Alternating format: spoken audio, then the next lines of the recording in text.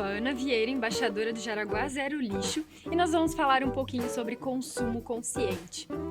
E o que é o consumo consciente, se não ter consciência do que você está fazendo e do que você está consumindo? É claro que a gente normalmente escuta discursos em relação ao que você deve e o que você não deve consumir. E aqui a gente não está com um discurso específico para itens, o que você deve e o que você não deve fazer. Mas a gente entende o consumo consciente como autoconhecimento. Se a gente souber quem nós somos, a gente entende qual é a dinâmica do nosso dia a dia e o que a gente realmente precisa e o que a gente não precisa tanto assim. O consumo consciente, ele vem disso, de nós para nós mesmos. A gente não deve dizer necessariamente, né, ao outro o que ele deve e o que ele não deve consumir.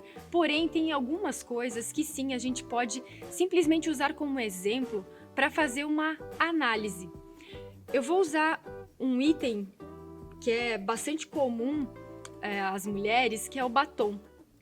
Se a gente analisar este batom, o quanto tempo ele dura, no caso em termos de validade, e quantas unidades as mulheres normalmente têm em sua nécessaire, muitos deles acabam sendo jogados fora antes mesmo de serem completamente usados. Um batom, se usado todos os dias, ele dura em média 7 meses. Se a gente tiver 3 unidades na nossa nécessaire, a gente está multiplicando esse tempo por 3. Então, a gente, ao invés de ter 7 meses, a gente vai ter 21 meses de batom. E aí vocês imaginam uma pessoa que tem 15 cores diferentes de batom.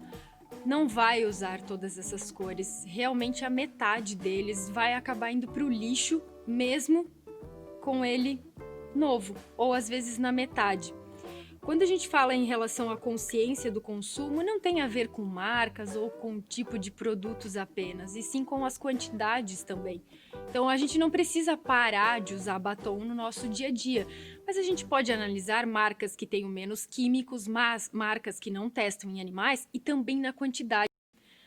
Não adianta a gente comprar 15 batons não testados em animais, mas ter 15 e que 7 vão ir para o lixo ao longo da nossa vida. Outras coisas também em relação ao consumo consciente são pequenas coisas que a gente faz no dia a dia que às vezes está no automático. Uma delas é sair de casa com a sua sacola. Não tem custo nenhum e é só uma questão de hábito. Coloca uma no carro, coloca uma na bolsa e deixa espalhado, que eu digo espalhado pela casa, mas espalhado pelos cômodos, para você lembrar de pegar quando sair de casa e levar a sua sacola. É um ato que parece um pouquinho simplório demais e meio óbvio, mas se a gente conseguir incluir esse hábito no nosso dia a dia, ele será o primeiro passo. É com este primeiro passo que a gente consegue evoluir. Se a gente não dá esse primeiro passo, a gente não consegue entender a dinâmica do que é ser consciente na hora de consumir. Então, às vezes, a gente quer fazer coisas grandiosas na nossa rotina, já quer mudar o mundo, mas dê o primeiro passo. E o primeiro passo, ele é sempre o mais difícil e também é o mais simples de se dar. Então, comecem a pensar no seu dia a dia coisas que realmente você pode mudar.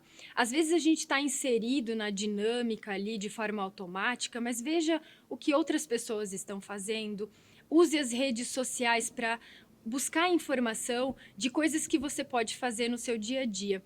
O consumo consciente, ele é uma caminhada. E é uma caminhada do qual a gente olha onde a gente quer chegar e a gente vai trilhando esse caminho aos poucos. Na minha vida, eu tento encontrar soluções no meu dia a dia que, às vezes, as pessoas entendem o consumo consciente como mais trabalho ou levar mais tempo para fazer as coisas, e é o contrário disso. Eu entendo hoje, com todo o conhecimento que eu já adquiri, é que quanto mais consciente a gente está, melhor nós resolvemos as nossas questões do dia a dia. Então, tudo isso vai aos poucos.